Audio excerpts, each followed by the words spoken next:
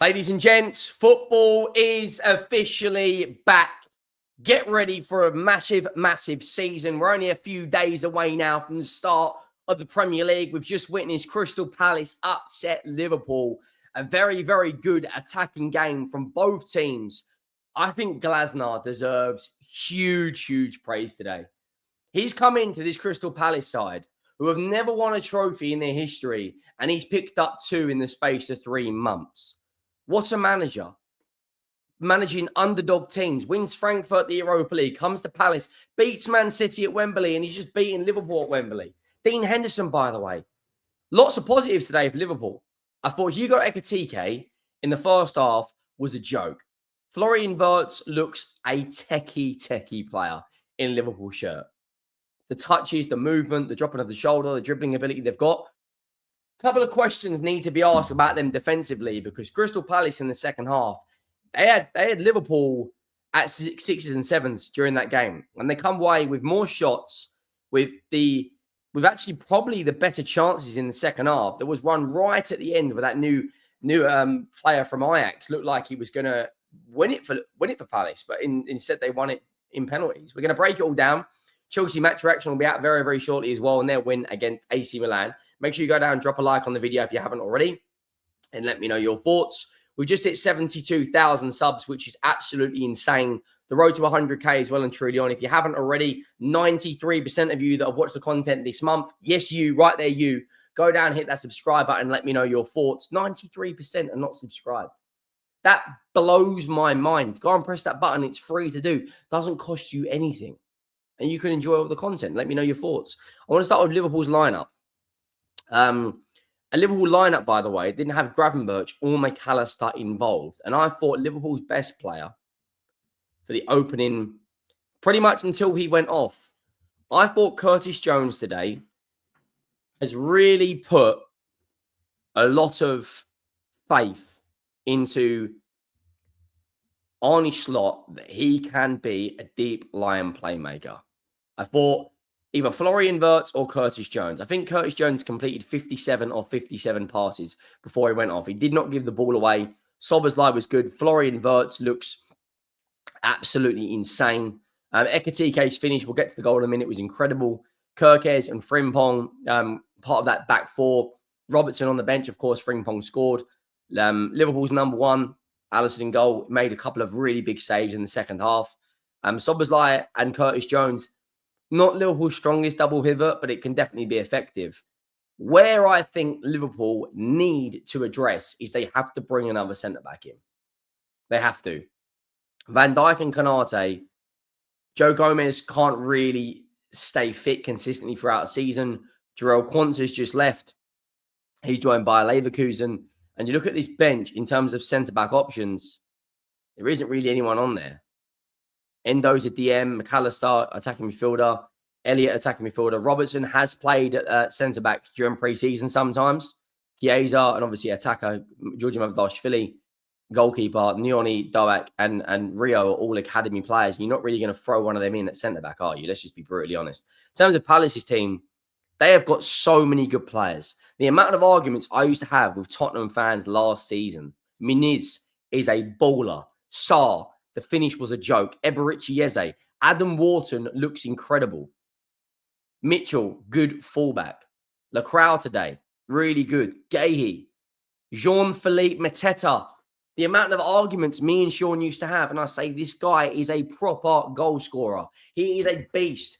You can't barge him off the ball. He's too strong. He's too good in the air. Steps up, scores in the shootout, and scores the equaliser to get Palace back in the game. And it wasn't like a charity shield we've seen in recent years. It was very attacking. I'll be honest with you guys. I think the charity shield, I think the last 3 of them have ended up in a penalty shootout. And Liverpool have had a number of penalty shootouts recently. You know, I think every time they play Chelsea there in a cup, it ends up in a penalty shootout. But the first goal come from Hugo Ekitike, and listen, the amount of praise I gave this guy when Liverpool signed him and everyone was like, Henry, you're doing too much. He is a player. The touch, building up for one of their attacks, the outside of his right foot was a joke. The finish, Florian Wirtz plays it into him. He dribbles, opens up his body, right foot into the side, netting a striker's finish. He can create his own individual chances. He looks a techie 9. Can hold the ball up. Fancy first touches. Can play out wide. Can play anywhere along that front line as well. Can play. If they do bring Alexander Isak in, which is looking likely in the next couple of weeks, they can deploy him on the left. They can deploy him on the right. And look at the options they've got. Harvey Elliott on the bench. Federico Chiesa on the bench. NG Mora on the bench. Salah. Florian Wirtz can probably play in that front line. They've also got, one of the most consistent players in the last year, Cody Gakpo. They are, without a doubt, a threat. Van Dijk didn't have too good of a game, I'll be honest with you. He brought down, I can't remember what penalty, I think it was Eze he brought down for the penalty. Big man Jean-Philippe steps up. Addison's got absolutely no chance. Then Frimpong, it had to happen, didn't it? It had to happen. Liverpool fans are bellowing out the song about Diogo Jota. They are singing his name. The heartstrings were playing. You could hear all the Liverpool fans singing. And Frimpong scores in the 20th minute. Whether he says he meant it or not, comes off the outside of his right foot, crosses it, goes down the right-hand side, crosses it, and it ends up lobbing Dean Henderson, and Liverpool go 2-1 up. But Palace, they've got fight, they've got spirit, they've got character, they've got everything you want in a team. They've just won the Charity Shield.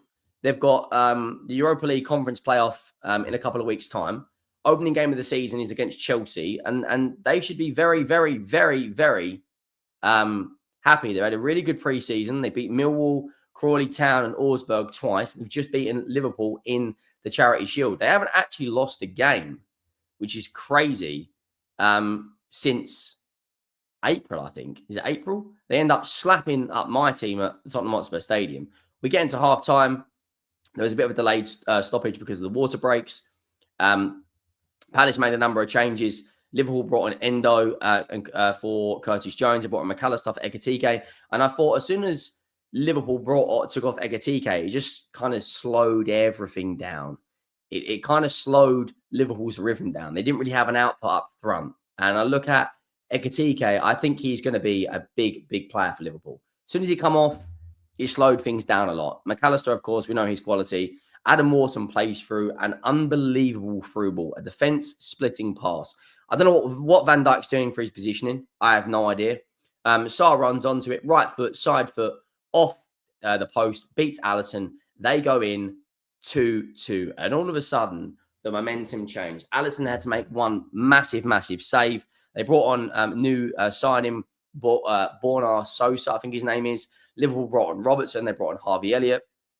And then it ended up 2-2. The penalty shootout come.